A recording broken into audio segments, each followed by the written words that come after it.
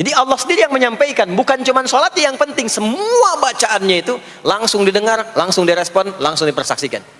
Karena itu ada anjuran bahkan dari Al-Quran, dan ini dikerjakan oleh semua sahabat, saking pentingnya sholat subuh itu, waktu fajar itu, bahkan mereka bangun dan menunggu sebelum tiba fajar.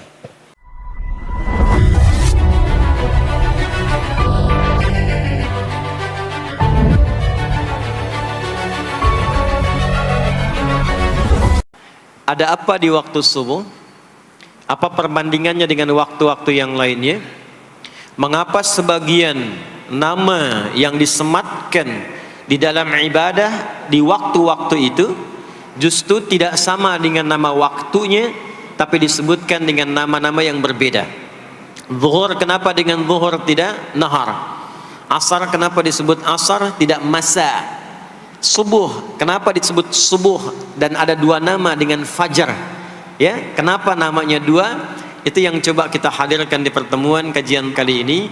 Mudah-mudahan dari pencerahan yang kita dapatkan di kesempatan pagi ini ada bakal terbaik yang kita bawa pulang setelah menunaikan ta'lim ini, insyaallah. Tidak cukup dengan amin, kita mulai dulu ya. Bismillahirrahmanirrahim. Kita mulai Quran surah ke-17 Al-Isra di ayat ke-78. Bismillahirrahmanirrahim.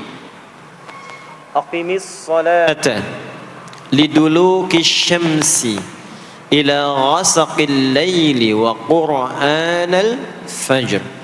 Inna qur'anal fajri kana mashhuda.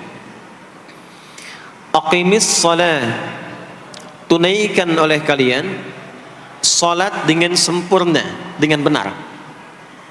Penting dicatat, setiap ada perintah menunaikan salat dalam Al-Quran yang salatnya dimaknai sebagai ibadah formal, bukan bermakna doa biasa. Jadi ada salat yang bermakna umum, yaitu doa. Jadi doa itu disebut dengan salat. Karena itu dalam fiqih, as-salatu hiya doa. Salat itu secara bahasa disebut dengan doa, karena isi dari semua salat itu bacaannya semuanya doa. Tapi kalau ada salat yang dimaksudkan ibadah yang kita tunaikan dimulai dengan takbir, berniat kita, ditutup dengan salam, maka salat yang dimaksudkan ini itu seringkali di Quran kalimatnya dibuka dengan derivasi kata aqama yuqimu. Kalimat salat pertama di Quran Al-Baqarah ayat 3. Alladzina yu'minuna bil ghaibi wa yuqimunas shalah. Al-Baqarah ayat ke-43.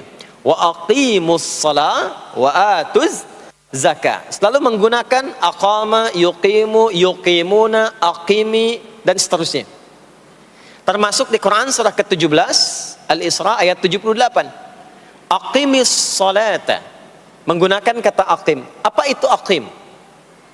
Aqama, yuqimu, yuqimuna, aqim, itu artinya menunaikan dengan sempurna, sesuai dengan ketentuan yang diberlakukan, tegak sempurna. Jadi ketika Allah meminta kita menunaikan salat, salat yang diinginkan itu kata Allah bukan salat biasa saja, bukan sekedar bertakbir kemudian ditutup dengan salam. Ada ketentuannya, ada aturan-aturannya. Karena itu ketika Allah meminta kita menunaikan salat, setelah menggunakan kata aqim, aqimu, yuqimuna, kalimat salatnya menggunakan alif lam. Kalau Bapak Ibu cek silakan, rata-rata ada alif lamnya. Ya, tidak berdiri sendiri. Alladzina yu'minuna bil ghaibi wa yuqimunas shalah, ada alif lamnya. Wa aqimus shalah wa atuz zakah. Wasta'inu bis sabri was shalah, ada alif lamnya. Nah, alif lam itu diantara fungsinya dalam bahasa Arab, ada yang berfungsi sebagai ta'rif. Ta'rif itu seperti artikel the dalam bahasa Inggris. Ya, car itu banyak di luar, mobil. There are so many cars outside. Itu banyak sekali kendaraan di luar. Tapi kalau kita katakan the car, ya, yang ini bukan yang lain. As-shalah, kenapa menggunakan alif lam? Memberikan kesan yang diinginkan itu salat yang sesuai aturannya, salat yang sesuai dengan ketentuannya. Karena itu di era Nabi SAW Boleh dicatat nanti hadisnya riwayat Muslim, nomor hadis 397. Yang meriwayatkan nanti sahabat Abu Hurairah radhiyallahu taala anhu, pelaku yang mengalami ini namanya Khalad bin Rafi' Az-Zuraiqi. Dikisahkan datang seorang sahabat ya Nabi sallallahu alaihi wasallam, kemudian dakhala ila al-Masjid Nabawi, kemudian masuk ke Masjid Nabi, fa shala bi jambin Nabi sallallahu alaihi wasallam. Maka ia salat di samping Nabi sallallahu alaihi wasallam, wan nabiyyu fi nahiyatin ukhra min al-masjid. Sedangkan Nabi di sisi yang lain di masjid itu. Kalau diilustrasikan, dia masuk ke masjid, kemudian Nabi di satu sisi yang lain. Kemudian dia salat. Kemudian ketika dia selesai, falamma sallama yaminan wa syamala, thumma atan nabiyya sallallahu alaihi wasallam. Ketika dia salam ke kanan dan ke kiri, lalu mendatangi Nabi sallallahu alaihi wasallam. Faqala, dia berkata, "Assalamu alayka ya Rasulullah." Ya, "Assalamu alayka ya Rasulullah." Kata Nabi, "Wa alaikassalam wa rahmatullah. Irji' shalli fa innaka lam tusalli." Kata Nabi, "Wa alaikassalam wa rahmatullah." Kamu salat lagi karena engkau belum salat. Padahal sudah salam. Fa'ada salatahu, kemudian dia mengulang salatnya. Thumma atan nabiyya, dia datang lagi ke Nabi sallallahu alaihi wasallam. Dia berkata, "Assalamu alayka ya Rasulullah." Dijawab dengan jawaban yang sama. Kata Nabi, "Wa alaikassalam wa rahmatullah. Irji' salli fa innaka lam tusalli." Kamu balik lagi salat karena engkau belum salat. Padahal sudah salam. Maka dia melakukan itu sampai 3 kali. Sampai dia berkata, "Ya Rasulullah, ma uhsinu ghairah." Ya Rasulullah, ini yang bisa saya kerjakan. Kalau ada yang kurang, alimni, mohon ajarkan saya bagaimana sholat yang sesuai aturan yang benar itu. Maka diajarkanlah oleh Nabi, bahkan sejak wudu. Idza qumta ila shalah. Kembali muncul kalimat tadi, aqama yuqimu. Kata Nabi, jika engkau sholatnya ingin sempurna, fa asbighil wudu, maka mulai dengan wudu yang sempurna. Maka biasanya orang kelihatan dari wudunya. Orang yang baik sholatnya itu mulai kelihatan dari sejak wudunya. Kalau wudunya tidak sempurna, buru-buru, yang dibasuh tidak sempurna, itu pasti akan berdampak kepada sholatnya. Setelah itu, thumma istaqbilil qiblah, lalu menghadap ke arah kiblat, lalu diajarkanlah oleh Nabi tata cara sholat mulai dari takbir sampai dengan selesai salam. Nah, sholat seperti ini, jika benar oleh kita diikuti, jadi fokus baik-baik di sini, benar-benar diikuti oleh kita aturannya dari mulai wudu sampai dengan salam, maka Allah akan berkenan memberikan 5 kemuliaan yang dicurahkan pada seorang hamba saat di dunia. Jadi kalau pahala di akhirat, pahala sholat kita dapatnya di akhirat. Sekali menunaikan sholat dapat 10 poin. Itu ada di Quran surah ke-6 Al-An'am di ayat 160. Man jaa bil hasanati falahu asyru amthaliha. Siapa yang mengerjakan perbuatan hasanah, perbuatan baik yang punya nilai pahala, maka diberikan nilainya 10. Di dalam Al-Quran, sholat itu disebut dengan hasanah, perbuatan baik yang punya nilai pahala. Itu ada di Quran surah ke-11 Hud di ayat yang ke-114. Aqimis salata tarafain nahar wa zulafan minal lail innal hasanati yudhibnas sayyiat. Tunaikan sholat di pembuka siang sampai akhirnya, sampai ketemu malam. Jadi dari subuh, zuhur, asar, maghrib sampai ke isya. Semua solat itu kata Allah disebut dengan hasanat. Innal hasanat. Hasanat jamak dari hasanah. Jadi solat disebut dengan hasanah. Kalau kita menunaikan solat di Al-An'am ayat ke-160, maka diberikan poin. Poinnya namanya ajrun. Ya, kita sebut dengan pahala. Pahala itu bahasa Qur'annya ajrun. Di Quran surah At-Tin, lahum ajrun ghairu memnun. Begitu kita mengerjakan amal soleh, maka diberikan pahalanya. Perbuatan amal solehnya disebut dengan hasanah, pahalanya disebut dengan ajrun. 10 itu ngitungnya bukan begini, bukan 1, 2, 3, 4, itu terlalu sedikit. Di hadis Muslim, ukuran 1 keduanya 500 tahun, 2 ketiganya 500 tahun, 3 keempatnya 500 tahun. Jadi sekali kita menunaikan sholat, 10 nilainya, setiap 10 itu 1 keduanya 500 tahun, 2 ketiganya 500 tahun. Kalau ditunaikan di masjid, ya, ditunaikan di masjid, nanti dapat lagi tambahan pahalanya. Baru masuk datang ke masjid dengan niat sholat, bukan yang lain ya. Kan ada orang yang kadang ke masjid niatnya tidak sempurna ibadah, mungkin janjian ketemu teman, ya, akhi, bro, ketemuan yuk, ya. Di mana? Di Pondok Indah aja, sambil sholat zuhur. Sambil sholat zuhur, jadi sholatnya sambil, ya, nyambi itu, ya. Substansinya mau ketemu kan, agenda intinya ketemuan sambil sholat zuhur.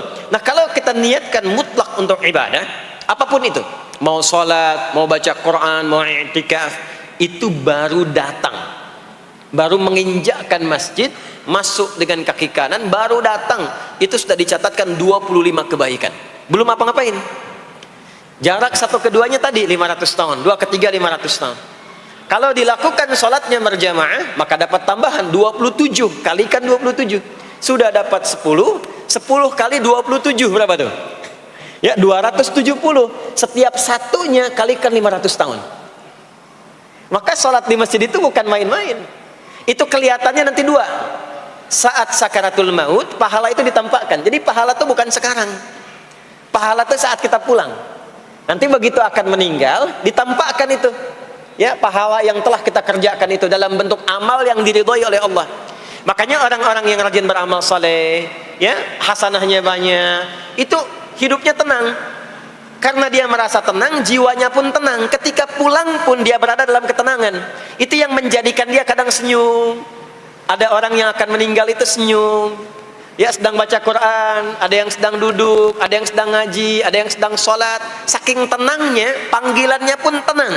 Quran surah 89 ayat ke-27 sampai ayat 30. Ya ayyatuhan nafsul mutmainnah, hei jiwa-jiwa yang tenang, irji'i ila rabbiki radiyatan mardiyah, cepat pulang, aku sudah ridha dengan amalmu, engkau pun akan ridha dengan pemberianku. Fadkhuli fi ibadi, masuk golongan hambaku. Ibad itu jama' dari kata abdun. Abdun itu adalah nama bagi hamba yang senantiasa memperbanyak ibadah. Ketika dia ibadah punya hasanat, maka dikonfirmasi saat pulangnya, ditampakkan hasanatnya, ditampakkan hasil pahalanya. Itu yang menjadikan, pernah dengar Sayyidah Asiyah, Siti Asiyah? Siapa beliau? Istrinya Fir'aun kan? Ya, kan ada kisah viral dalam Al-Quran. Ketika beliau akan dieksekusi oleh Fir'aun, la'natullahi alaihi, Fir'aun itu akan mengadab, akan menghukum istrinya sendiri, Sayyidah Asiyah.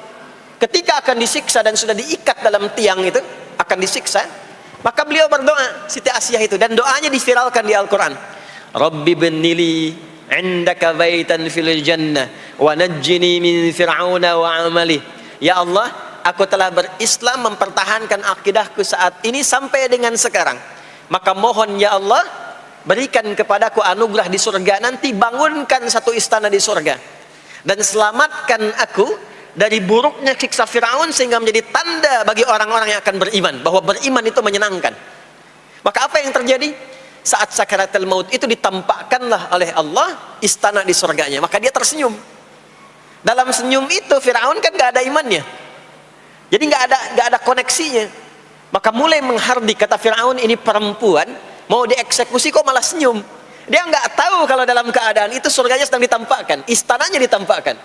Maka meninggallah beliau dalam keadaan sedang menatap istana surganya, ya, dan berhasil wafat dalam husnul khatimah. Dan Fir'aun tidak mencelakai, tidak menghukum, tidak menyiksa beliau itu kecuali dalam keadaan sudah wafat, ya, ini tak terasa lagi.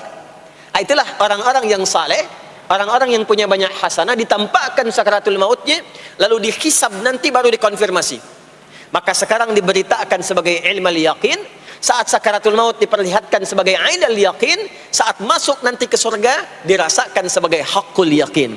Maka ada ilmal yaqin, ainal yaqin, haqqul yaqin. Itulah yang menjadikan kita sering berdoa supaya semua kegiatan dunianya menjadi hasanah, dan di akhirat dikonfirmasi lagi hasanahnya.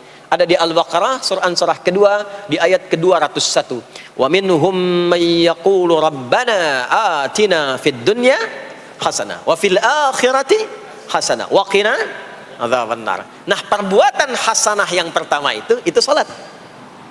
Jadi ketika kita sholat ada pahala. Pahala itu urusan akhirat. Nanti ketika meninggal dapat. Itu bekal pulang. Kita gambarkan nih supaya nggak bingung ya. Yuk, kita ilustrasikan sejenak ya. Bismillah. Bapak Ibu kelihatan ini ya? Ibu kelihatan Bu ini? Alhamdulillah, alhamdulillah. Ini pejuang subuh belum ditulis sudah kelihatan ya. Alam itu kan yang kita tinggali, kita rasakan, dan nanti yang kita yakini ada 3 kan. Ini sering saya sampaikan belakangan ini di beberapa kesempatan. 1, sekarang ada yang disebut dengan ardun, al-ard, yang kita terjemahkan dengan bumi tempat kita tinggal sekarang ya. Sekarang kita ada di mana? Di Masjid Pondok Indah ya. Bagian dari bumi. Ini di bumi. Sifatnya disebut dengan dunia. Jadi dunia itu asalnya bukan nama alamnya, tapi lebih kepada sifatnya. Ya, dunia. Dari kata dana, yadnu, dunuan, wa dunyaan. Artinya sesuatu yang cepat, sesuatu yang fana, sesuatu yang rusak, yang hilang. Jadi semua sifat kehidupan kita di tempat ini itu berlangsung cepat. Ya, kayaknya baru kemarin ketemu, sekarang sudah ketemu lagi. Kayaknya baru kemarin kenalan teman SD, sekarang sudah saling punya cucu. Ya, dan semua sifatnya rusak. Ini gelas kalau didiamkan, besok-besok kotor, rusak. Baju kalau didiamkan nggak diapa-apain, rusak. Ya, kendaraan kalau didiamkan semewah-mewahnya nggak diapa-apain, rusak. Itulah dunia. Kenapa diperkenalkan viral dunianya dibandingkan dengan bumi dan ardunnya? Untuk memberikan kesan yang kuat kepada jiwa kita. Hei, jangan sampai terjebak dengan kehidupan dunia yang sementara yang ditinggalkan. Jangan memperebutkan sesuatu yang rusak. Jangan berselisih pada sesuatu yang hilang. Ya, kan sekarang banyak orang aneh ya, memperebutkan sesuatu yang pada akhirnya yang diperebutkan itu rusak sendiri. Ya, memperebutkan sesuatu, berselisih pada sesuatu yang akan ditinggalkan, kan sama-sama meninggal. Untuk apa memperselisihkan sesuatu yang akan ditinggalkan? Kok bisa berantem, berselisih, saling mencela pada sesuatu yang sama-sama akan ditinggalkan? Itulah kenapa sering dipopulerkan dengan nama dunia. Dunia, ingat ya, kita tinggal di dunia ini. Maksudnya apa? Hei, hidupmu sementara. Hei, terkadang kita lupa bahwa itu akan berlangsung dengan cepat. Saat nanti meninggalkan tempat itu, ada tempat lain yang akan kita kunjungi. Setelah dunia apa? Belum ke akhirat. Ada waiting room dulu. Nah, sini ada waiting room. Tempat nunggu sementara sebelum nanti ke alam yang ketiga. Namanya disebut dengan kubur. Afala ya'lamu idza bu'thira ma fil kubur. Surah apa itu? Surah Al-Adiyat, surah ke-100 di ayat yang ke-9. Namanya kubur. Sifatnya disebut dengan barzakh. Ya, alamnya barzakh. Bainahuma barzakhul la yabghiyan. Barzakh itu pemisah. Bukan alam yang sesungguhnya berkehidupan, bukan. Sementara aja pemisah dari alam yang lain. Jadi sekat yang tak nampak sekatnya, tapi memisahkan dua yang berbeda, itu disebut barzakh. Bapak Ibu, kalau kita pernah lihat di lautan, atau orang diving menyelam ke laut, atau kita lihat misalnya suka ada program di YouTube ya tentang lautan itu, kan air yang tembus ke laut itu dari mana-mana kan, dari sungai menyatu. Pernah lihat ada bagian lautan tertentu yang nggak nyambung tuh arusnya antara kanan dengan kirinya. Ikan yang di sini nggak bisa tembus ke sini, begitu ke sini balik lagi, sini balik lagi. Nah itu barzakh namanya. Barzakh pemisahnya, nggak kelihatan tapi memisahkan dua bagian yang tidak menyatu. Bainahuma barzakhul la yabghiyan. Alam ini kenapa disebut barzakh? Karena dia memisahkan antara kehidupan di bumi dengan sifat dunia dengan kehidupan di alam yang ketiga, namanya akhirat. Akhirat.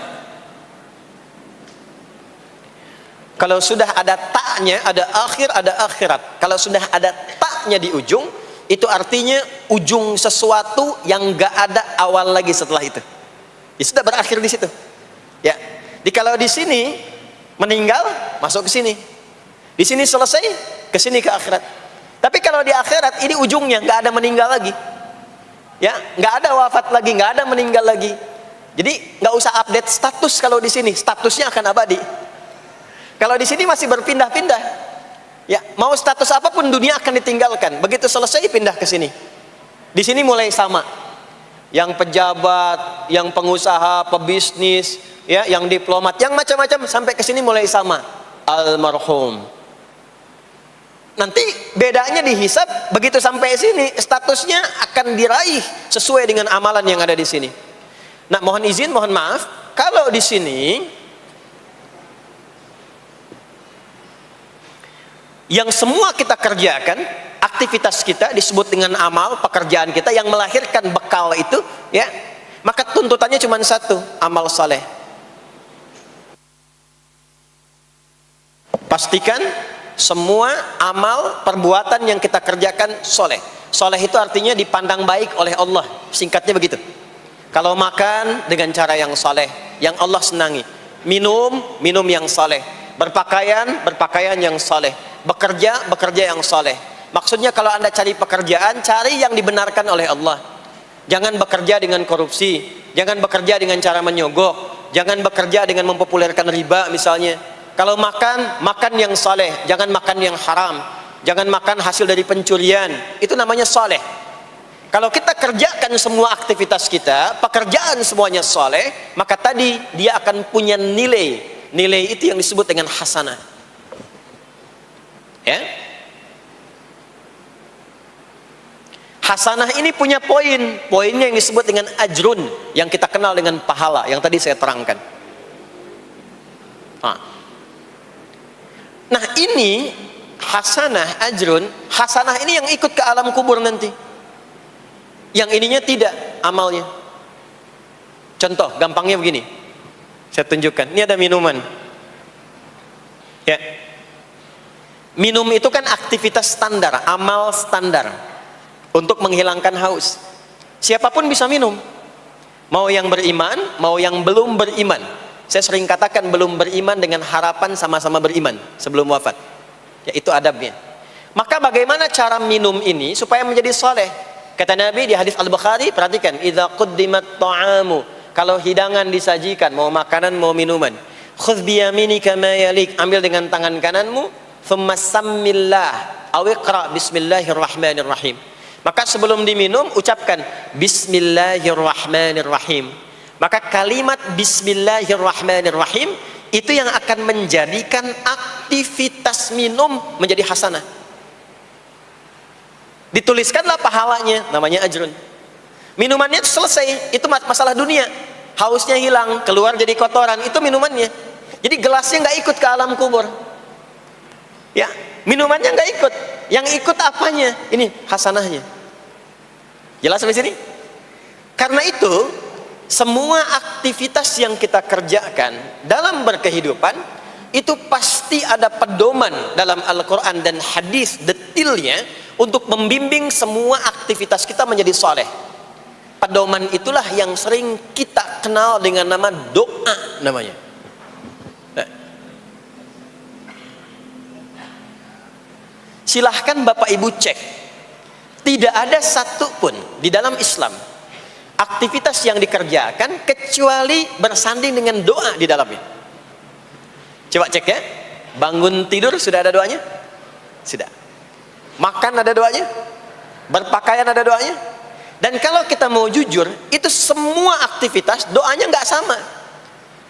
Bangun tidur dengan mau tidur sama nggak doanya? Bahkan urusan ke masjid nih, masuk masjid ada doanya nggak? Kakinya diatur kan? Kanan. Keluar masjid ada doanya. Doa masuk dengan keluar sama nggak? Tidak. Ada yang mau ke toilet ya, masuk toilet, kakinya diatur nggak? Kaki apa masuknya? Kiri. Keluar? Ada doanya nggak? Nah, perkara ke toilet pun bisa jadi amal soleh. Karena semua yang dikerjakan dalam Islam itu bernilai. Allah itu ingin mendidik kita, jangan sampai melakukan sesuatu yang tidak ada manfaatnya. Dan kalau sudah ada manfaat, jangan tanggung. Jangan hanya jadikan kegiatan itu terbatas pada satu alam saja. Dunia dapat tapi alam kubur gak dapat. Dunia dapat tapi akhirat gak punya bekal. Gimana nanti pulang ke akhiratnya? Ya. Saya mau tanya sebentar. Maaf ya. Kita yakin nggak bahwa kita akan meninggal? Saya ulang, yakin nggak akan meninggal? Baik. Sekarang pertanyaannya, kalau sekiranya meninggal, pindah alam atau tidak? Pindah kan? Makanya diumumkan di Masjid Raya Pondok Indah, Inna lillahi wa inna ilaihi rajiun. Telah meninggal dunia, telah meninggalkan dunia. Artinya keluar dari sini. Sekarang kita pakai hukum dunia sebentar. Biasanya begini, kalau orang pindah tempat, walaupun ada di satu alam, itu pasti butuh bekal. Dan kadang bekalnya nggak sama. Contoh, nanti Ramadan, setelah itu masuk Idul Fitri. Biasanya ada mudik ya. Mungkin nggak mudik kalau nggak ada bekal. Saya sering perhatikan setiap tahun, orang itu mau mudik kalau ada bekalnya. Masya Allah, cuman motornya bebek, ya. Tapi kan bekalnya ada yang singa, ada yang sapi, ya. Itu ditambah lagi pelepah pisang, kasih dus lagi, kasih tulisan, sayang tunggu aku pulang, gitu kan? Kan dikumpulkan kan? Dan saya pernah tanya, kenapa mas gak pulang? Gak ada bekal pak katanya. Jadi orang mau pindah tempat saja, itu perlu ada bekal. Anda kesini kalau nggak ada bekal nggak mungkin sampai. Sekarang kalau pindah dari Indonesia ke Singapura, sama nggak mata uangnya? Beda. Di Malaysia sama nggak? Semakin jauh ke Saudi, ke Amerika, hukumnya mengatakan setiap pindah tempat pasti bekalnya beda. Jangan pernah kita mengharapkan atau membuat hukum sendiri ketika pindah tempat. Jadi sesama dunia saja tempatnya, bekalnya sudah beda. Sekarang Anda menginginkan pindah alam dari dunia ke kuburan, bekalnya pengen sama, mustahil. Makanya sejak kita meninggalkan dunia, semua paket dunia tanggal di atas, pindah ke bawah, selesai. Nih bajunya ini nggak akan ikut nih, ganti. Ya namanya kafan kan, dan di kafan itu sudah nggak ada kantongnya. Coba dicek tuh, ada kantongnya nggak kan kafan tuh? Nggak ada. Dan ini nggak akan dibawa nih, handphone yang bagus lagi dipakai ngerekam nih, nggak akan ikut. Ah saya mau dipakai aja, ntar kalau malaikat nanya man robuka, nih sudah pernah ikut kajian. Rombongan Ustadz Adi. Ya beda, ini beda alam. Maka yang ikut apanya? Yang ikut tuh hasanahnya, value-nya, nilai kebaikannya. Ini yang kita yakini, ini yang kita imani. Jadi mumpung masih ada kehidupan, perbanyak. Kalau dulu sadar banyak yang salah, sekarang sisanya ganti dengan yang soleh. Kalau sudah diperlihatkan, sekarang kan banyak yang viral di YouTube, dilihat, didengar oleh telinga kita, disimak oleh kita, orang meninggal sedang sholat, orang meninggal setelah menjadi pemulung kebaikan, orang meninggal dalam keadaan baca Quran, diperlihatkan di mata kita. Kok bisa buka YouTube yang keluar di beranda itu? Itu kan hidayah.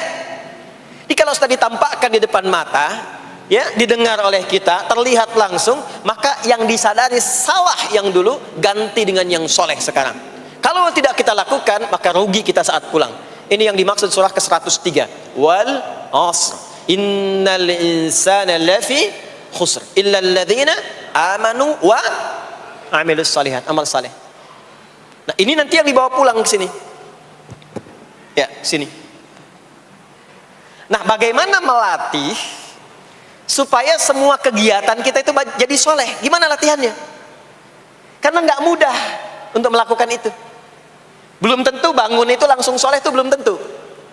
Belum tentu kita makan itu mendapatkan sumber yang benar, dengan cara yang benar. Bagaimana melatihnya? Maka Allah berikan kepada kita waktu-waktu khusus untuk berlatih diri tersambung dengan Allah, yang dengan ketersambungan itu akan menjaga kita di semua keadaan, baik berdiri, jalan, duduk, kerja di kantor, tidur, rebahan. Sekarang banyak kaum rebahaners, ya, tiduran, itu dipastikan kalau tersambung dengan Allah, terkoneksi, semuanya soleh. Karena kalau ingat, ya, saya duduk ingat Allah. Kalau ingat di pekerjaan ingat Allah, mustahil kita bisa menuliskan sesuatu yang Allah tidak sukai. Tambahin nolnya, ya, bikin paraf, tanda tangan pada proyek yang tidak benar, mustahil. Karena ketika sedang tanda tangan ingat Allah, ya. Nah, dalam bahasa Arab, sesuatu yang tersambung dengan kuat sehingga selalu menempel dan sulit terpisahkan, itu bahasa Arabnya disebut dengan silah. Dari wasala yasilu silah.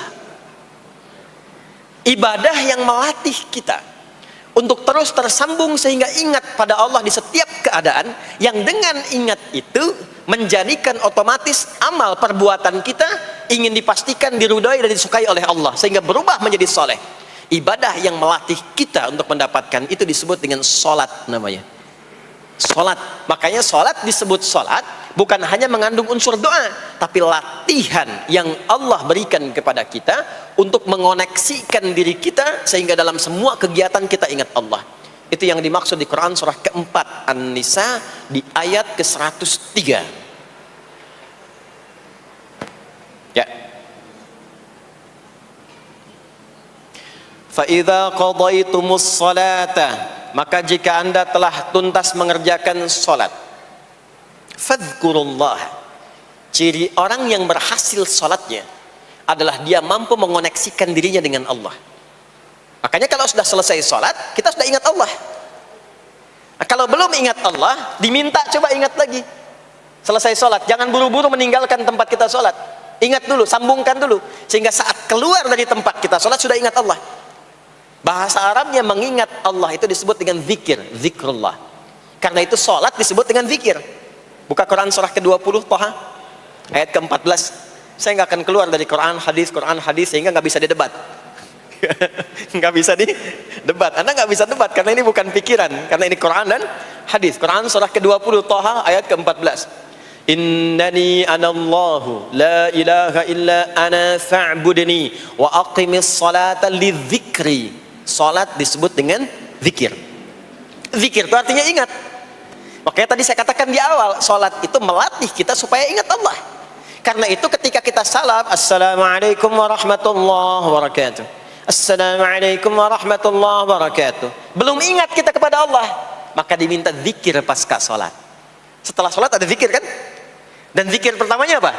Hadis Muslim, astaghfirullah, astaghfirullah, astaghfirullah. Itu yang paling singkat. Kalau mau agak panjang, astaghfirullahaladzim alladzi la ilaha illa huwal hayyul qayyum wa atubu ilaih. Kenapa istighfar? Karena kita memohon ampun kepada Allah kalau dalam sholat tadi belum nyambung sama Allah. Karena ada orang yang saat sholat bukan ingat Allah, dia masih ingat dunia. Padahal dari sejak awal sholat sudah diminta buang urusan dunia ke belakang. Makanya kita bertakbir, itu ada kitabnya. Asrarus shalah, nadharat fi ma'anis shalah. Ketika Anda mulai bertakbir, takbir begini, Allahu Akbar. Kenapa mengangkat tangan gini salah satunya? Di antara maknanya, buang urusan dunia ke belakang. Pasrahkan dirimu kepada Allah. Kalau sholatnya ingin khusyuk, jangan bawa urusan dunia ke dalam sholat. Buang. Yang menjadikan seseorang kurang khusyuk begitu takbir, dunia masih dibawa. Lisannya berucap Allahu Akbar, tapi pikirannya motor hu akbar, mobil hu akbar, ya kan? Status tuh belum diupdate hu akbar. Ya, miss call belum dibalas, akbar. Itu bermasalah. Sehingga mudah dikerjai setan. Ada setan namanya khanzab di Sunan Abu Daud. Saat seseorang mulai bertakbir, kata Nabi, fayaqulu syaitanu, di situ setan mulai beraksi. Sebelum takbir kita dibikin fokus. Anda silahkan praktekkan. Kalau mau sholat rasanya fokus. Tapi mulai bertakbir Allahu Akbar, setan mulai beraksi, kata Nabi, udhkur kata, udhkur kata. Ingat ini, ingat itu. Hatta la yash'ural musalli kam rak'atan yusalli, sampai ada orang salat yang tidak sadar berapa rakaat sedang menunaikan salatnya. Subuh berapa rakaat tadi? 2 diucapkan, tapi ketika dipraktekkan ada yang 3. Ada yang 1. Ya, ada yang begitu. Ada, tapi di hati saya gitu ya. Nah ini. Makanya setelah kita sholat, salam, assalamualaikum, assalamualaikum, itu kita mencoba menyempurnakan dengan apa? Istighfar dulu. Kalau tadi ada yang belum tersambung. Setelah itu apa? Kita sambungkan. Allahumma antas salam, subhanallah, alhamdulillah, Allahu Akbar. Makanya dilatih 33 kali. Sekali belum nyambung, 2 kali. 2 kali belum nyambung, 3 kali. 3 kali belum ingat, 4 kali. Masa iya sih sampai 33 kali belum ingat juga? Bapak nama siapa? Joni. Siapa Pak? Joni. Siapa Pak? Joni. Siapa Pak? Apa enggak dengar saya Joni? Itu baru 3 kali. Ini kita 33 kali menyebutkan subhanallah. Masa enggak nyambung juga? Alhamdulillah 33 kali. Masa enggak syukur juga? Dilatih. Kalau sudah terkoneksi, inilah dia. Fadhkurullaha qiyama. Bangun dari sholat, bangkit. Selesai sholat, mau kerja, mau kemanapun, ingat Allah. Jadi nggak ada istilahnya keluar masjid tertukar sendal, tuh nggak ada. Ada di sini yang tertukar sendal? Banyak. Insya Allah tidak ya. Kalau ingat Allah tuh nggak mungkin tertukar. Jadi begitu Anda akan menggunakan, yang punya orang lain sadar tuh, astagfirullah, Allah mengawasi, bukan punya saya walaupun mirip. Ya, walaupun mirip. Ya, pakai yang punya kita, itu akan diarahkan. Tapi kalau nggak ingat ada yang mengawasi, nggak ingat ada yang lihat, nggak ingat akan dihisab. Mana ya tadi? Oh, ini dia, masya Allah, lupa saya. Pakai masya Allah lah gitu. Dia pakai yang paling bagus tuh. Pulang dia, padahal dia ke masjid tuh nggak pakai sendal. Pekerjaan juga begitu, nggak akan sembarangan ngambil yang bukan haknya, kerjakan proyek yang tidak benar. Demi Allah, kalau di Indonesia ini muslimnya benar semua sholatnya, makmur. Wah, para polisi itu tenang tugasnya gitu, ya. Tentara juga nyaman, di pekerjaan tuh nggak usah ada CCTV, ya, nggak usah ada e-tilang, nggak usah ada kamera di jalan, ya kan? Ini karena kenapa? Latihannya nggak maksimal. Ini pentingnya sholat tuh itu. Jadi semua menjadi amal soleh. Semua jadi amal soleh. Begitu ingat Allah, maka berdiri ingat Allah, jalan ingat Allah, duduk ingat Allah, berbaring pun ingat Allah. Kalau sudah ingat Allah, pasti disebut nama Allah. Ini yang dimaksud hadis Nabi. Qala Rasulullah sallallahu alaihi wasallam, kullu amrin dhi balin la yubda'u fihi bi bismillahirrahmanirrahim fahuwa abtar. Setiap perbuatan yang baik yang dibenarkan oleh hati setiap hamba, lalu diikutkan bismillahirrahmanirrahim. Nggak mungkin orang nyebut bismillahirrahmanirrahim kalau nggak ingat Allah. Minum, bismillahirrahmanirrahim. Makan, bismillahirrahmanirrahim. Bekerja, bismillahirrahmanirrahim. Itu ketika dikerjakan langsung jadi hasanah. 10 poin. Ada pahalanya. Dan jangan dianggap ringan ya. Ini kalimat ringan tapi menentukan saat pulang, saat meninggal nanti. Nah, kalau nggak disebutkan bismillahirrahmanirrahim atau tidak bacakan doa yang menyertainya, maka jadi dunia saja, solehnya hilang, tinggal amalnya. Dibalasnya di dunia, akhiratnya nggak ada. Itu yang dimaksud Quran surah ke-25 Al-Furqan ayat 23. Wa qadimna ila ma 'amilu min 'amalin faj'alnahu haba'an manthura. Kalau ada orang berbuat baik di dunia tapi tidak disertakan niat akhirat, kami balas dunianya. Anda kerja belasan tahun, puluhan tahun untuk dunia aja, dapat gaji, dapat benefit, dapat penghargaan. Ada yang juara, ada yang dapat bintang, champion, ya, ada yang promosi jabatan, tapi niatnya untuk dunia. Allah adil, kata Allah, kerja keras dia untuk dunia, saya balas dengan balasan dunia. Tapi kalau diniatkan akhirat, dunia dapat, akhiratnya pun dapat. Kan kerjanya sama, etosnya sama, di tempat yang sama. Kita niatkan akhirat, gak ada ruginya. Begitu meninggal, dapat. Beruntungnya dan bersyukurnya kita sebagai muslim, kita itu lengkap informasinya. Urusan kubur ada informasinya, akhirat ada informasinya. Silahkan komparasikan dengan informasi dan sumber manapun. Ditemukan nggak yang informasi detail seputar kubur, seputar hisab, seputar kiamat, seputar surga, seputar neraka? Cuma di Islam. Itu yang kita syukuri, supaya kita siap-siap. Bukan sekedar dibaca, baca ada pahalanya, tapi siap-siap ada konsekuensi kebaikannya. Ini balik ke sini. Karena itu saya katakan dari awal, pertama Bapak Ibu sekalian, sholat itu menjadi ibadah paling pokok karena dia akan mengantarkan kita pada konektivitas yang kuat dengan Allah Subhanahu wa taala. Ini poinnya.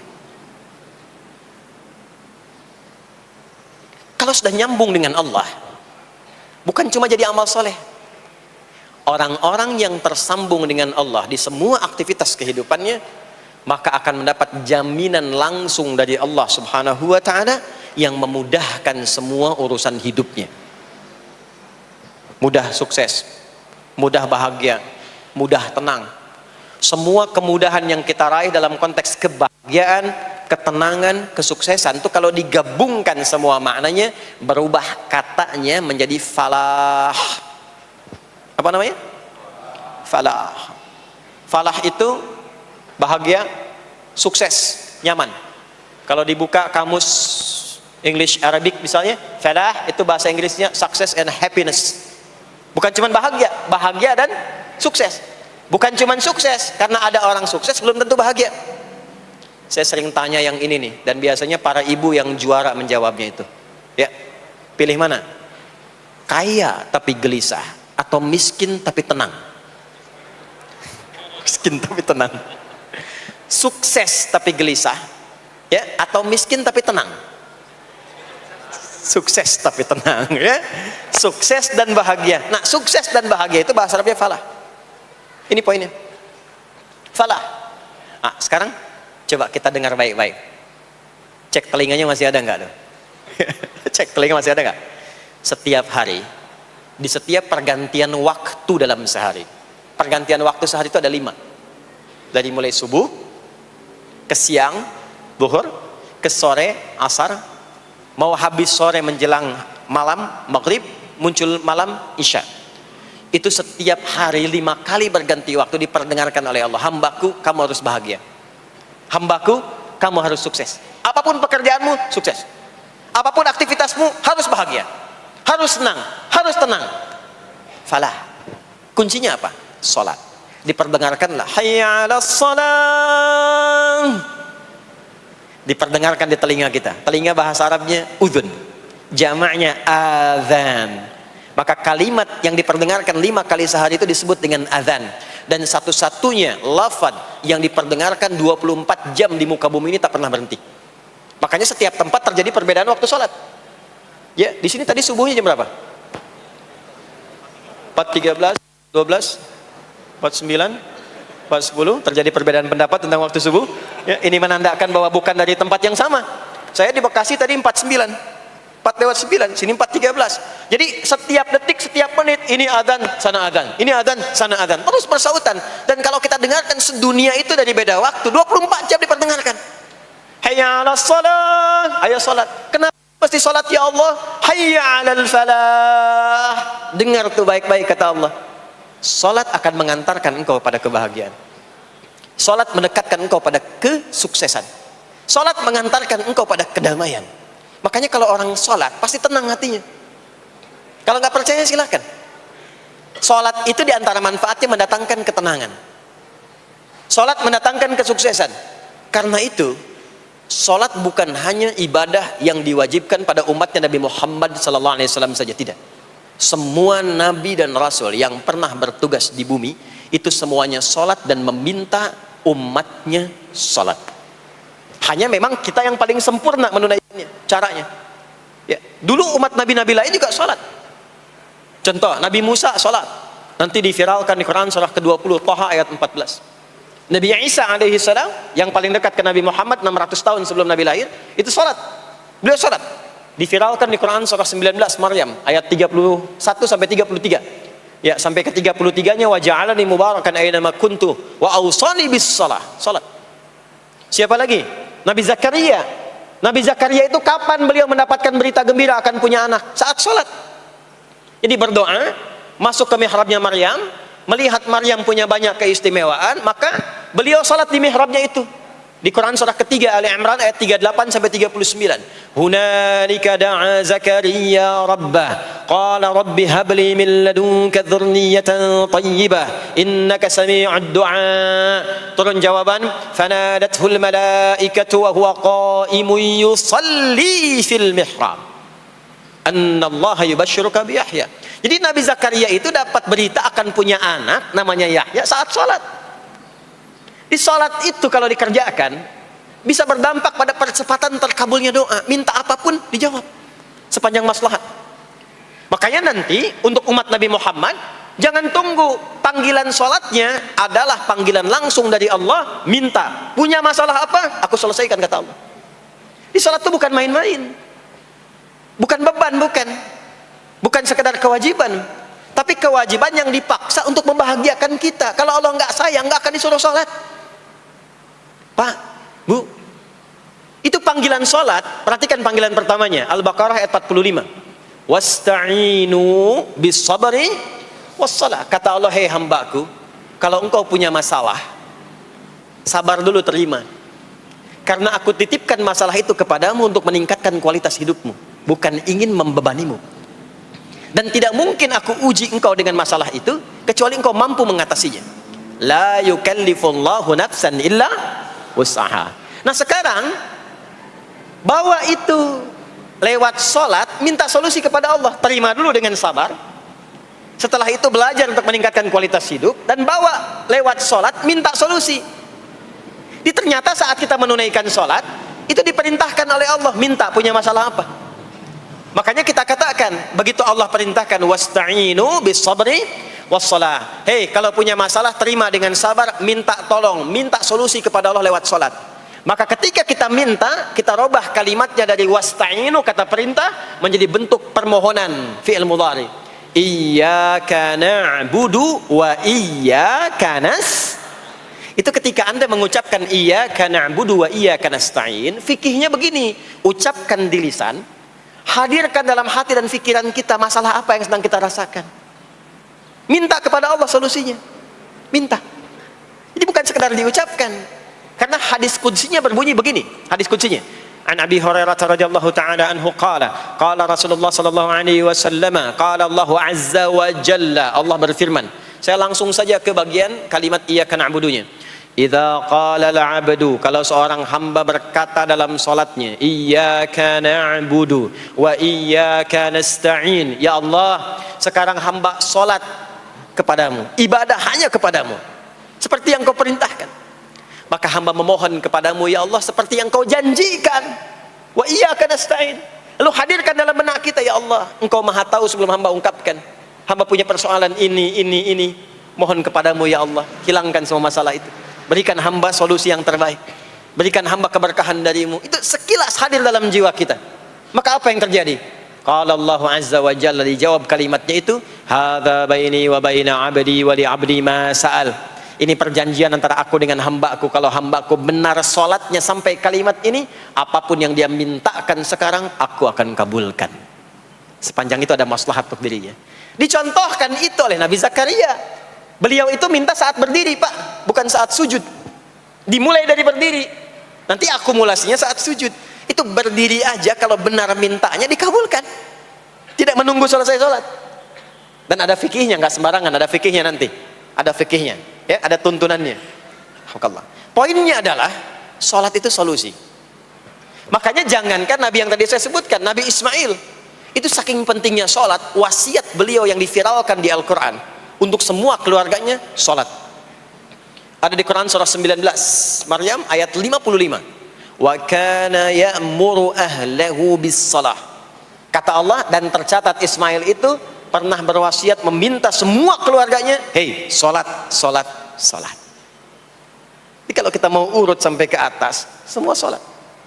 Muhammad sallallahu alaihi wasallam bin Abdullah bin Abdul Muttalib bin Hashim bin Abdul Manaf bin Qusay bin Murrah bin Kilab bin Ka'ab bin Ghalib bin Fihr bin Malik bin Nadar bin Kinana bin Khuzaimah bin Mudrikah bin Ilyas bin Nizar bin Mudar bin Ma'ad bin Adnan bin Addi bin Adri bin Muqawwam bin Nahur bin Tarikh bin Ya'rub bin Yasjub bin Nabit bin Ismail alaihi salam bin Ibrahim alaihi salam bin Azar atau bin Nahur bin Abir bin Kinan bin Arfakhshad bin Sam bin Nuh alaihi salam bin Mikhlail Matusyalah bin Kinan bin Anwas bin Thith bin Adam alaihi salam.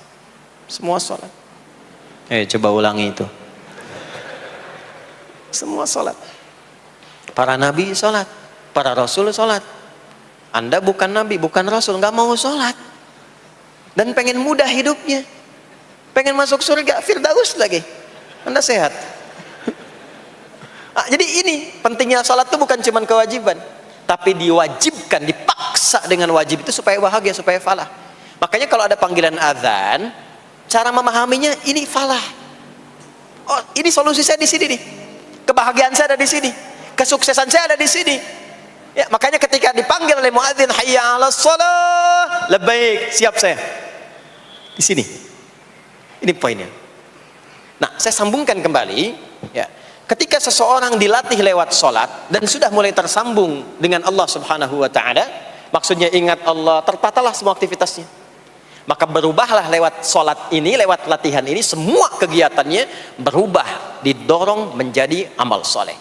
Karena itu, setiap orang yang sholatnya benar, yang pertama dianugerahkan oleh Allah kepada orang sholat itu bukan dunia, tapi perubahan perilakunya menjadi lebih baik. Jadi bukan kaya dulu, ya. Abdurrahman bin Auf tuh hijrah masuk Islam, dilatih sholat, malah hartanya hilang semua dirampas. Tapi setelah itu jadi apa? Jadi orang paling kaya, ya. Abu Bakar As-Siddiq, Utsman bin Affan, Umar bin Khattab, Pertama kali masuk Islam kan latihannya sholat. Apakah langsung kaya? Jadi pemimpin?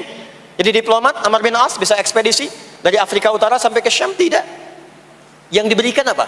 Perubahan perilaku dulu. Dihilangkan sifat-sifat buruknya, dijaga dengan kemuliaan. Jadi dua sumber yang menjadikan manusia itu buruk dalam nafsunya, itu ada dua. Di nafsu itu nanti punya dorongan untuk mengarahkan kepada yang buruk, namanya fujur. Lawannya nanti takwa. Lawannya takwa. Di Quran surah Asy-Syams surah 91 ayat 7 sampai 10, wa nafsi wa ma sawaha fa alhamaha fujuraha wa taqwaha. Nah, fujur itu nanti yang membisikkan, mengarahkan kepada hal-hal yang negatif. Itu yang ditunggangi oleh setan. Setan memberikan was-was itu ke nafsu, ke fujurnya. Alladzi yuwaswisu fi sudur. Di dalam sudur ada qalbu, di dalam qalbu ada nafas, di dalam nafas ada fujur. Fujur itu yang digoda. Maka keluarlah kemudian dua hal. Yang pertama ada yang disebut dengan fahsya. Fahsya itu dorongan dari syahwat untuk berbuat yang menyimpang. Pornografi, porno aksi, LGBT, kata-kata jorok, itu fahsya. Nanti temannya adalah mungkar. Mungkar itu keburukan yang diingkari, ditolak oleh hati, sumbernya nafsu perut dan akal. Mencuri itu mungkar, merampok itu mungkar, korupsi, membunuh, menipu itu mungkar. Jadi sumber keburukan itu cuma dua. Kalau bukan fahsya itu mungkar. Orang yang sholatnya benar, maka parameternya itu, ukuran pertama kali dia dapatkan adalah ditutupnya oleh Allah, dijaganya oleh Allah keadaan nafsunya, sehingga dia tidak dikontrol oleh perbuatan fahsya dan mungkarnya. Maka aktiflah sinyal takwanya. Takwa itu lawan nafsu. Makanya nanti kaitan takwa dengan nafsu sama-sama disebutkan. Nafsu 115 kali, takwa yang terkait fungsi nafsu 115 kali. Takwa digembosi, ya, awas, diwaswasi oleh setan, setan disebutkan 88 kali. Takwa disupport oleh malaikat. Malaikat di Quran disebutkan 88 kali. Ini bukan ilmu tak-atik, hitung sendiri aja kalau mau. Itu menarik tuh. Karena sama, kalau Anda mendengar suara adzan kan ada bisikan kan? Cepat, sudah adzan, siap-siap. Itu malaikat tuh. Tapi begitu selesai adzan, la ilaha illallah, tenang, baru adzan, belum qomat. Itu setan. Terus dua-duanya tuh ya memberikan bisikan, yang satu mensupport dan seterusnya. Yang paling menarik adalah kalau sholat kita benar, maka sinyal takwa aktif. Makanya amalan takwa pertama itu sholat. Setelah beriman, amalan takwa pertama sholat. Al-Baqarah ayat 2 dan 3, dzalikal kitabu la raiba fi hudal lil muttaqin. Siapa muttaqin, orang takwa di situ? Ayat 3-nya, alladzina yu'minuna bil ghaibi wa yuqimunas sholat. Jadi kalau sholatnya aktif, takwanya aktif, sinyalnya aktif, sinyal itu yang akan menutup fahsya dan mungkar. Maka turunlah Quran surah ke-29 ayat ke-45. Utslu ma uhiya ilaika minal kitabi wa aqimis shalah. Kita hafal tengahnya, innas salata tanha 'anil fahsya'i wal munkar. Maka kalau orang sholat tidak akan berbuat fahsya, tidak ada lagi yang melambai laki-laki. Allah, ini ada laki-laki yang laki-laki, perempuan-perempuan. Nggak ada lagi tontonan-tontonan pornografi, yang jorok-jorok, yang kotor-kotor. Nggak ada lagi kata-kata kotor di lisan itu, karena lisannya dilatih untuk mengucapkan yang baik-baik. Allah, sami Allahu liman hamidah, subhanallah, alhamdulillah, Allahu akbar. Makanya pasca sholat tuh berubah. Maaf ya, Allah tidak memberikan kepada Nabi Muhammad SAW tongkatnya Nabi Musa, mukjizatnya Nabi Isa, apalagi Nabi Ibrahim dan selainnya. Tapi Allah turunkan Al-Quran kepada Nabi Muhammad SAW, lalu dipraktekkan Quran itu pertama lewat sholat. Anda tahu apa yang terjadi? Nabi Muhammad itu diutus oleh Allah dalam lingkup masyarakat yang sangat terbelakang dan hatam kriminal. Jadi kriminalnya bukan dikerjakan, hatam. Dan nyaris tidak kenal kebaikan, makanya disebut dengan jahiliyah. Kalau Bapak Ibu tanya di zaman Nabi, ya maaf, ada pezina? Bukan cuman ada, hatam, perfeksionis zinanya. Itu. Membunuh itu, ya, mabuk, ada orang mabuk kekinian di zaman jahiliyah, pemabuk amatir itu 5 kali sehari mabuknya. Yang amatir. Jadi kalau baru mabuk sekali, 2 kali, itu coba-coba. Amatir itu 5 kali. Pembegal. Ya, sekarang kita dengar berita ada begal ini itu. Jahiliyah itu sekampung begal semua. Kampung Gifar. Tapi Allah menghendaki Rasulullah latih lewat salat. Apa yang terjadi? Berubah jahiliyah itu, berubah menjadi khairu ummah. Umat terbaik yang paling teladan, yang menginspirasi, yang pernah berkehidupan di bumi. Sampai persaksiannya dari Allah langsung, turun Quran surah ketiga Ali Imran ayat 110. Kuntum khaira ummatin ukhrijat linnas. Jadi kalau ada orang dermawan, itu yang paling dermawan. Kalau ada orang sabar, itu yang paling sabar. Kalau ada pasar yang paling ideal, itu yang paling bagus. Berubah itu. Ya. Kenal Abu Dzar Al-Ghifari? Ayo kenal. Enggak. Abu Dzar Al-Ghifari itu nama aslinya Jundub bin Junadah. Di antara pemimpin begal di zamannya. Dari kota Ghifar. Ghifar itu kampung begal asalnya. Ya, alhamdulillah. Masuk Islam. Datang ke Mekah. Bertemu dengan Rasulullah. Begitu masuk Islam, kata Jundub bin Junadah, ya Rasulullah, ausini au kama qala, berikan saya nasihat. Kata Nabi, pulang sekarang. Kata beliau, enggak, saya mau umumkan keislaman saya depan Ka'bah. Kata Nabi, jangan lakukan. Sekarang orang masih belum tahu tentang Islam, nanti marah kamu dipukuli. Kata beliau, ya Rasulullah, saya ini membegal terang-terangan, masa bersyahadat sembunyi-sembunyi? Maka keluar ke depan Ka'bah, dia katakan, ya ma'asyara Quraisyin, hei semua orang Quraisy. Datang orang. Usyhidu bi annahu la ilaha illallah wa anna Muhammadar Rasulullah. Aku bersaksi, syahadat la ilaha illallah Muhammadar Rasulullah. Kalian mau apa? Dipukulin sampai pingsan. Sampai ketika akan diteruskan, ada riwayat mengatakan datang Sayyidina Ali bin Abi Thalib, ada yang mengatakan Sayyidina Hamzah, ya, bin Abdul Muttalib radhiyallahu ta'ala anhuma jami'an. Datang menyampaikan, jangan teruskan. Kalau ini meninggal, ini wafat, kita akan celaka karena kafilah kita akan lewat desa Ghifar. Kalau lewat Ghifar gak akan berhasil niaga kita, katanya. Ya, karena akan dihabisi semua ini orang Ghifar. Maka dibiarkan pergi, pulang. Tahu apa yang terjadi? Begitu Nabi hijrah ke Madinah, dikagetkan dengan suara kaki yang berdecak kencang. Bang, bung, bang, bung, bang, bung. Ternyata ada berita gembira. Sekampung begal Ghifar itu masuk Islam semuanya. Berubah jadi baik. Untuk menginspirasi generasi kemudian, maka dipopulerkanlah oleh beliau kunyahnya dengan nama daerahnya. Sayalah Abu Dzar Al-Ghifari. Al-Ghifari itu maksudnya apa? Dulu saya ini berasal dari Ghifar, kampung saya kampung begal. Cuma karena saya masuk Islam, diajarin sholat, diajarin baik, sekampung baik semua. Ya. Makanya orang-orang Arab setelah itu, bahkan non-Arab, kalau datang memperkenalkan daerahnya. Imam Al-Bukhari, itu nama aslinya bukan Al-Bukhari. Nama aslinya Muhammad, punya bapak namanya Ismail, punya kakek namanya Ibrahim, kakek buyutnya Al-Bughirah, yang buyutnya Al-Bardizbah, tinggal di kecamatan Ju'fah, Kabupaten Bukhara, Provinsi Khorasan, sekarang negaranya Uzbekistan. Karena berasal dari Bukhara, datanglah beliau kemudian ke Arab, sekarang ke Jazirah, ke Mekah, ke Madinah, memperkenalkan, saya bukan orang Arab, saya dari Bukhara. Rumusnya tambah alif lam di depannya, ujungnya tutup dengan i. Al-Bukhari, saya dari Bukhara.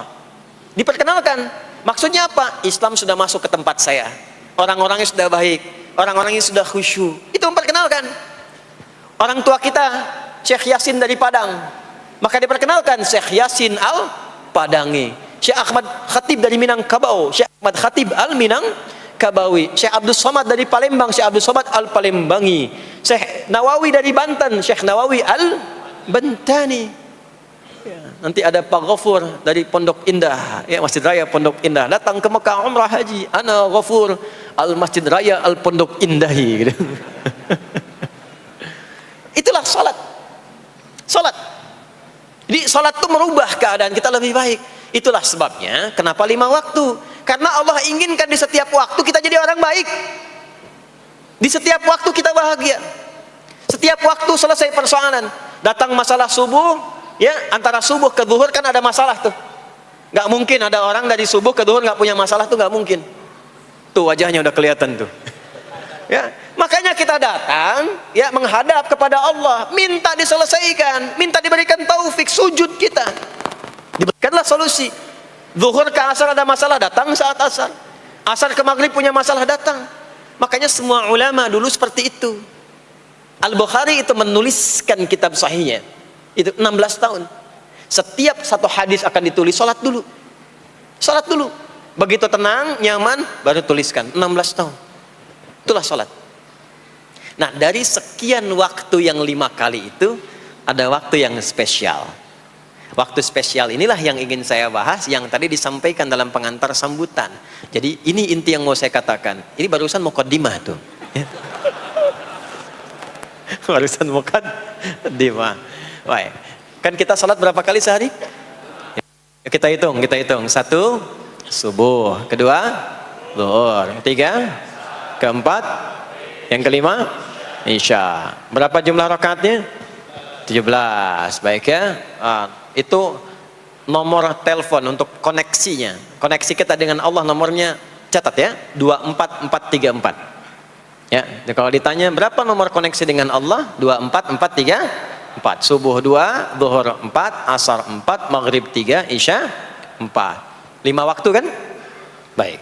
Di 5 waktu ini kita dijaga, diinginkan menjadi hamba yang baik, bahagia, nggak lekat dengan masalah, tuntas semua. Saking sayangnya Allah sama kita. Kalau nggak sayang nggak disuruh sholat. Itulah sebabnya ketika diperintahkan menunaikan waktu sholat, diberikanlah gambaran waktunya. Tapi yang jadi persoalan kita sekarang yang akan dibahas, di antara sekian waktu itu, ada waktu-waktu yang spesial. Ada waktu-waktu yang spesial. Dari mulai subuh ke isya itu, ada yang dispesialkan oleh Allah karena ada bonus berlipat di dalamnya. Waktu apakah itu? Mari kita bacakan dulu mulai dengan Quran surah kedua ayat 238. Paling kanan sebelah atas di mushaf standar. A'udzubillahi minasyaitonirrajim. Bismillahirrahmanirrahim. Mohon izin saya agak lambatkan sedikit ritmenya karena ini inti yang mau kita bahas. Tadi muqaddimah makanya saya percepat ya.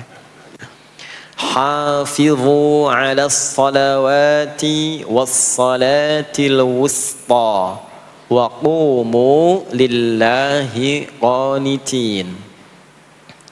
Hafizu. Kalau Bapak Ibu lihat mushaf terjemah, diterjemahkannya dengan jagalah. Jagalah itu ihfazu, hafidha yahfaz. Tapi kalau ada alif setelah hafizu, itu berarti fi'il madhinya, past tense-nya, akar kata kerjanya hafadha, yuhafidhu. Alifnya mufa'alah, bermakna saling. Jadi mengartikannya begini, hafizu 'alas salawati. Hei, hendaklah kalian saling menjaga waktu sholat. Kalau saling itu sendirian atau banyakan? Banyakan. Jadi kalau bapak di rumah ada 5 orang, bapak, ibu, dan 3 orang anak, maka jangan sholat sendirian pak. Ingatkan anaknya, ingatkan istrinya. Istri bangun duluan, ingatkan suaminya.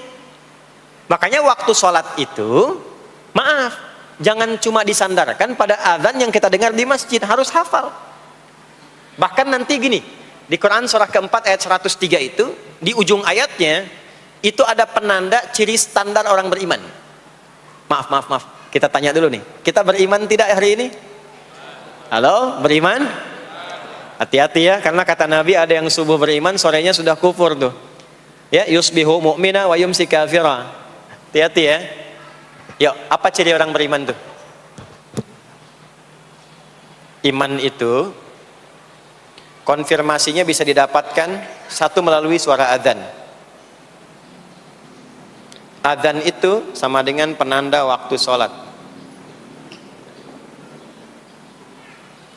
Tahu dari mana iman itu bisa dicek dengan suara adzan? Quran surah ke-8 Al-Anfal di ayat yang kedua. Innamal mu'minuna alladzina idza dzukirallahu wajilat qulubuhum. Sungguh insan beriman itu ciri standarnya bisa dilihat. Kalau disebutkan nama Allah, ada konfirmasi iman dalam hatinya. Jadi iman itu letaknya di kolbu. Nanti konfirmasinya lewat suara adzan. dipanggil, disebutkan nama Allah. Makanya disebutkan nama Allah 5 kali dalam sehari untuk mengecek iman ada nggak dari subuh sampai isya. Ya, Allahu Akbar, Allahu Akbar. Ada getaran di hati kita, sudah azan. Nah, itulah iman. Itulah iman. Makanya orang yang punya iman dengan yang belum punya iman akan beda getarannya. Ini hanya dimiliki oleh orang yang punya iman saja. Yang belum punya iman nggak bisa, nggak punya itu. Allahu Akbar, Allahu Akbar. Surah apaan nih?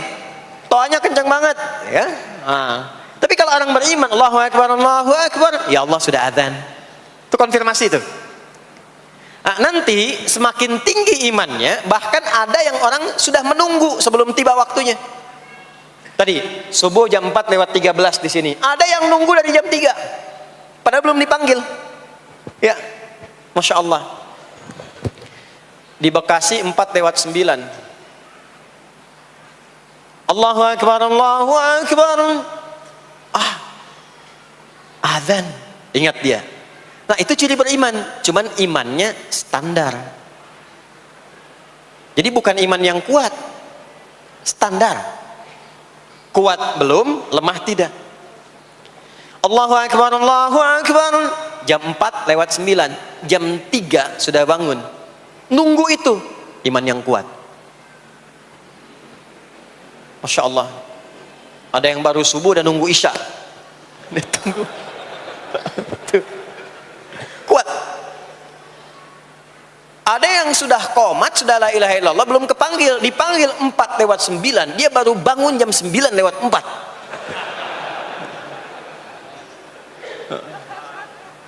Tuh. Nah, ini iman lemah di bawah. Ciri standar, karena dipanggil ingat, maka ciri standar orang beriman itu tahu waktu sholat. Harus tahu, Pak, Bu. Itu standarnya. Itu ada di Quran surah keempat di akhir ayat 103. Inna salata kanat 'alal mu'minina kitaban mauquta. Kalau pakai terjemah balaghah itu bunyinya begini, sungguh orang beriman itu pasti tahu waktu sholat. Nah, jadi kalau ditanya jam berapa zuhur nanti belum bisa kita jawab dengan sempurna, itu artinya apa? Imannya belum naik itu ke level standar, belum menguat. Ya, ini poinnya. Nah, nanti kapan waktu sholat itu tiba? Kalau ada yang belum ingat, jangan dibiarkan tidak ingat. Makanya kata Al-Quran, saling menjaga ya waktu sholat itu. Jangan sampai di keluargamu, ada temanmu, kolegamu, bahkan tetanggamu itu nggak tahu waktu sholat. Bahkan nggak sholat, itu bahaya. Kalau memang sayang sama anak, ingatkan. Sayang istri dengan suami, ingatkan. Tanda istri beriman yang cinta dengan suaminya, tanda pertamanya ketika mengingatkan suaminya pada semua hal yang disukai oleh Allah. Begitu sebaliknya. Maka kata Al-Quran, hafidhu, saling menjaga waktu sholat. Disebutkan di situ alas sholawat. Bentuknya begini. Tulisannya alif, lam, waw, alif, tak maftuha begini. Alas, ya. Begini tulisannya. Karena nanti ada yang begini, ada yang begini. As-sholat, ada yang begini. Biar saja, nggak usah.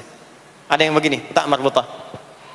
Seperti Al-Baqarah ayat 3, alladzina yu'minuna bil ghaibi wa yuqimunas shalah. Begini tulisannya. Ada yang begini. As-salat pakai alif tak gini. Tapi di Al-Baqarah ayat 238 tulisannya begini. Alas salawati, taknya terbuka. Secara singkat begini, secara singkat. Kalau tulisannya begini, maka yang dimaksud salat fardu. Yang dimaksud salat apa? Salat fardu. Salat fardu itu ada berapa? 5 waktu. Maka kata Allah, hei, saling jaga ya. Waktu salat yang fardu itu yang 5 waktu. Di antara yang 5 itu ada yang spesial. Was-salatil wusta, waktu yang pertengahan. Tengah-tengah di antara 5 waktu itu. Yuk kita tuliskan dulu sebentar. Sebentar. Salat ada salat apa saja? Subuh, kemudian zuhur, kemudian asar, kemudian nggak cukup, ambil ke sini maghrib, kemudian isya. Subuh, zuhur, asar, pindah sini maghrib, isya. Lihat rumusnya. Jadi yang sholat pertengahan yang mana? Jangan lihat tulisannya itu, ya, karena subuh di tengah-tengah disebutnya subuh ya. Sholat pertengahan yang mana? Asar apa subuh? Subuh apa asar? Apa dalilnya? Kita pakai dalil. Nah, sholat pertengahan itu disebutkan oleh Nabi itu ada dua. Ada subuh dan asar. Qala Rasulullah sallallahu alaihi wasallam yata'aqabuna fiikum malaikatul laili wa malaikatun nahari fi salatil asri wa fi salatil fajri. Berebut semua malaikat yang bertugas di siang dan malam, berebut membersamai kita. Kalau berebut itu artinya kalau ada yang berdoa diaminkan, kalau ada yang mohon ampun diistighfarkan oleh malaikat. Jadi malaikatnya minta kepada Allah, ya Allah ampuni si fulan, ya Allah ampuni si fulan, ya Allah si fulan, dan seterusnya sampai selesai. Itu khusus di salat asar dan salat subuh. Sampai kemudian thumma yas'aduna ila sama'. Kemudian mereka, para malaikat itu kembali bertugas masing-masing, lalu Allah mengonfirmasi kepada mereka untuk menunjukkan kebenaran tugas malaikat yang tidak bermaksiat. Allah Maha tahu tentang hambanya, Maha tahu. Tapi Allah ingin menunjukkan kepada kita apa yang benar dari lisan malaikat itu, yang nggak pernah berdusta. Ya, maka Allah bertanya kepada malaikat, bagaimana keadaan hambaku ketika engkau tinggalkan? Maka disampaikan oleh malaikat itu, ya Allah, aku meninggalkan hambamu si fulan, dia sedang menunaikan ibadah, dia sedang sholat kepadamu, dan khusyuk berdoa, dan seterusnya. Maka apa jawabannya? Saksikanlah, ketika malaikat menyampaikan sedang ibadah, maka turun bonus dari Allah untuk mengampuni dosa si hamba itu. Itulah manfaatnya waktu pertengahan. Waktunya disebutkan di hadis ini asar dan subuh. Antara asar dan subuh itu masih ada yang unggul, ada yang istimewa lagi. Apa yang istimewa? Antara asar dan subuh yang istimewa terletak di subuhnya. Jadi dari 5 waktu ini, yang pertengahan asar dan subuh, karena amal di bawah ditunjukkan untuk mendapatkan penilaian langsung dari Allah seketika dan memberikan jawaban dari apa yang kita inginkan, asar dan subuh. Tapi dibandingkan asar dengan subuh, bila keduanya dibandingkan, dua-duanya mulia. Maka subuh punya kemuliaan yang tidak dimiliki oleh asar. Ya, makanya nanti asar bisa bertemu dengan zuhur, masih ada jama, masih ada qasar. Maghrib ketemu isya, masih ada jama, ada qasar. Ya, tapi subuh nggak bisa di jama, nggak bisa di qasar. Ya, makanya subuh letaknya jauh, ke isya jauh, ke zuhur jauh. Ya, saya mau jamaah, ya jama antara isya dengan subuh biar nanti bangunnya sekalian gitu, nggak bisa.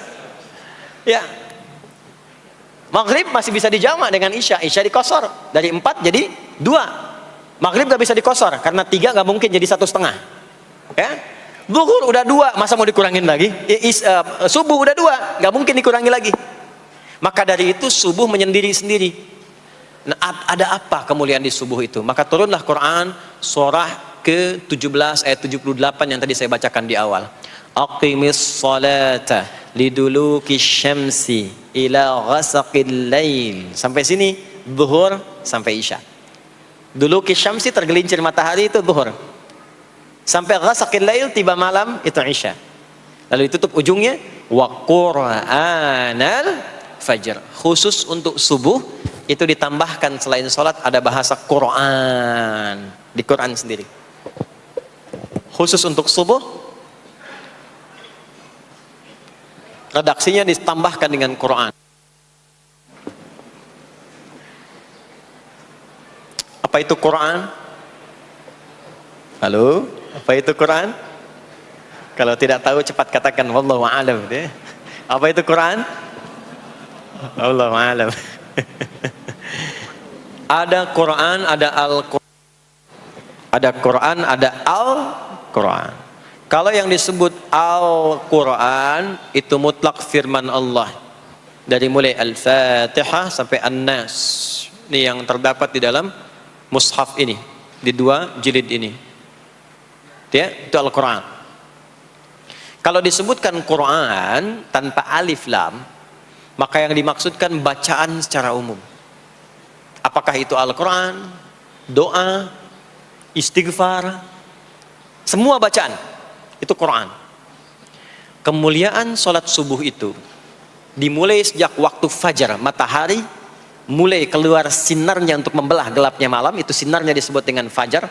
Nanti subuhnya saya terangkan di akhir. Sinarnya dibelah, membelah kegelapan malam, fajar shadiq. Maka pada saat itu bukan hanya sholatnya yang punya keistimewaan seperti sholat asar tadi, tapi semua bacaannya langsung dijawab seketika oleh Allah Subhanahu wa taala, dipersaksikan oleh seluruh malaikat dan dijawab langsung oleh Allah Subhanahu wa taala. Jadi kalau Anda berdoa, maaf, doanya lebih cepat terkabul kalau dipanjatkan dengan cara yang benar dan khusyuk.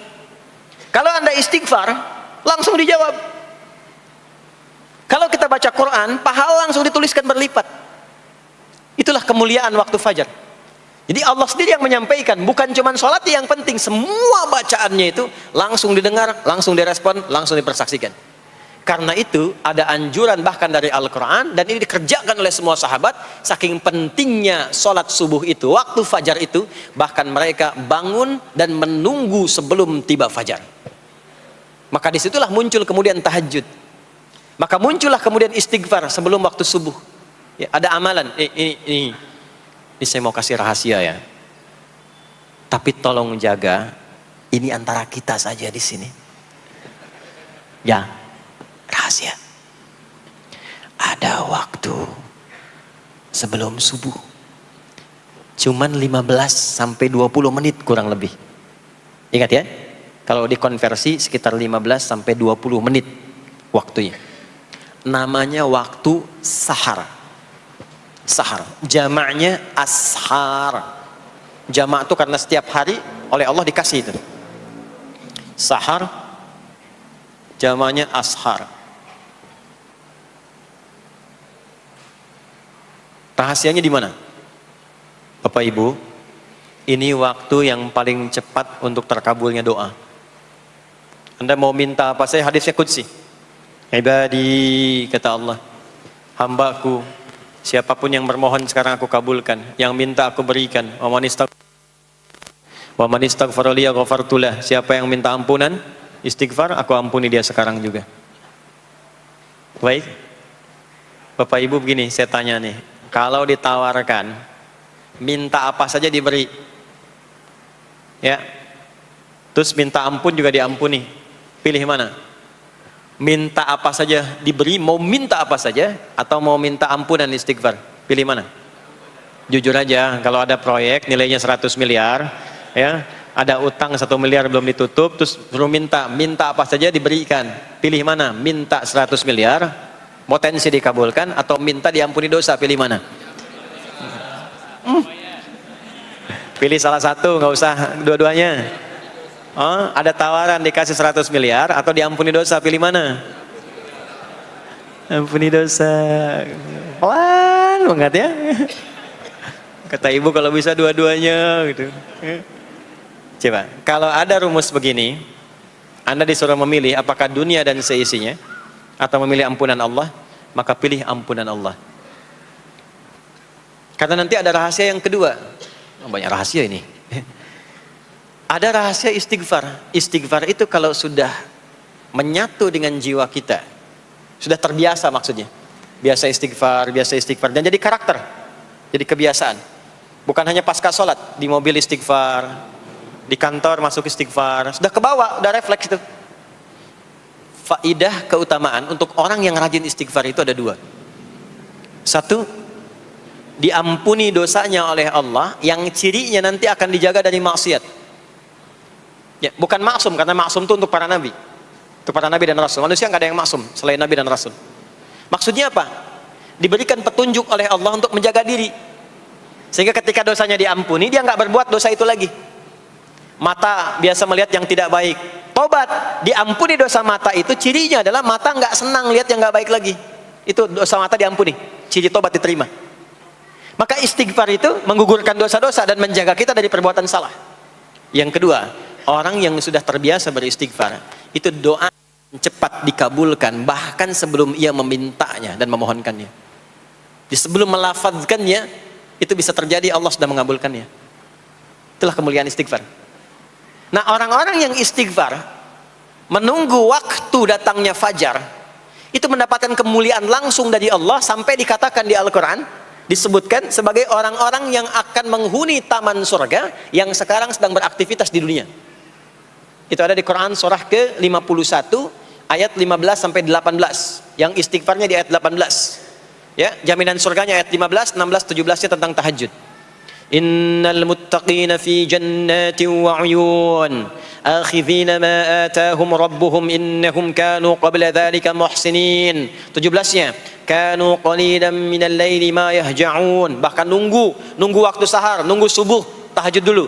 Kemudian 18-nya wabil ashari hum yastaghfirun, istighfar.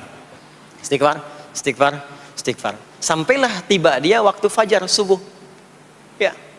Itu selesai dia istighfar, dapat kesempatan subuh, salat dulu 2 rakaat. Itu saking tingginya waktu itu, nilainya kata Nabi melebihi dunia dan seisinya. Melebihi dunia dan seisinya. Masya Allah. Makanya muncul kemudian sabda Nabi, raka'atul fajri khairum minad dunya wa ma fiha. 2 rakaat subuh ini daripada dunia dan seisinya. Itu asalnya di sini. Jadi memang subuh itu masih diperjuangkan. Dan subuh itu generatornya, kalau subuh sudah bisa konsisten, yang lainnya ikut. Subuh itu kalau sudah konsisten, subuh ke masjid jamaah, subuh jamaah, bangun tahajud, istiqamah, istighfar. Itu kalau subuhnya sudah bagus, yang lainnya ikut. Ya. Makanya ada kaum yang sekarang sangat khawatir jumlah orang Islam kalau salat subuh itu seperti salat Jumat. Sangat takut itu. Ya, ada ini viral kisahnya, viral. Saya nggak ceritakan pun Anda bisa dengar. Ya, jadi ada golongan orang Yahudi yang selalu mengamati jamaah salat subuh umat Islam. Dan dia melihat, ya, ketika mulai ramai, dia mulai katakan, kenapa Anda selalu mengamati itu? Ya, sebab kami lihat kalau jumlah jamaah subuhnya sudah seperti salat Jumat, itulah kemakmuran, kebangkitan dan kebaikan umat Islam akan tumbuh kembali. Jadi akan berpengaruh kepada yang lainnya. Itulah mudah-mudahan kegiatan perjuangan subuh, ya, ada pejuang subuh baik di Masjid Raya Pondok Indah, di masjid-masjid yang lainnya, memberikan keberkahan kepada kita, dan puncaknya adalah perubahan pada perilaku. Jadi kalau cuma berjuang datang subuh tapi tidak merubah perilaku, ada yang salah dengan itu semua. Ada yang tidak tepat, ada yang belum sempurna. Itu yang bisa kita sampaikan sebagai kajian pembuka kita di kesempatan kali ini. Mudah-mudahan ada manfaat yang bisa kita dapatkan. Kesimpulannya adalah salat adalah inti amalan kita yang bisa merubah alur kehidupan kita dunia dan akhirat. Salat kunci kebahagiaan, salat kunci kesuksesan, salat kunci datangnya rahmat Allah Subhanahu wa taala. 2, Allah meminta kita menunaikan salat 5 kali dalam sehari untuk memudahkan semua urusan kita di setiap waktu dalam sehari itu. Dan yang ketiga, di antara sekian 5 waktu itu ada waktu-waktu yang istimewa, yaitu asar, dan yang paling istimewa adalah subuh ataupun fajar. Mudah-mudahan kita bisa konsisten menunaikan dan menjaga waktu salat itu sampai kita pulang kepada Allah dalam keadaan husnul khatimah.